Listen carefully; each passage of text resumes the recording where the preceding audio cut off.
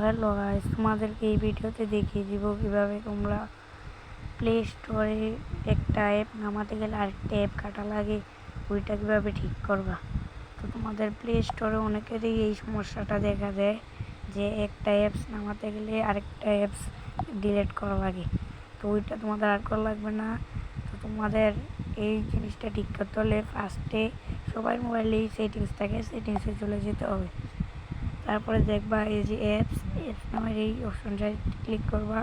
তারপরে এই যে সি অল ৭৬ অ্যাপস, অন্য মোবাইলে যতগুলো অ্যাপস আছে এতগুলো অ্যাপসের ইয়া থাকবে। তো ওইখানে একটা ক্লিক করবা।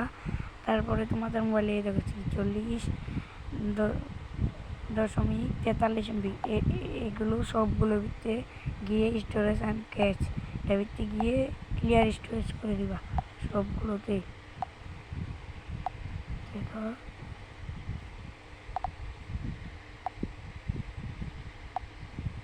ক্লিয়ার স্টোরেজ করে দিছি, সবগুলোকে আমি ক্লিয়ার স্কেচ করে দেব।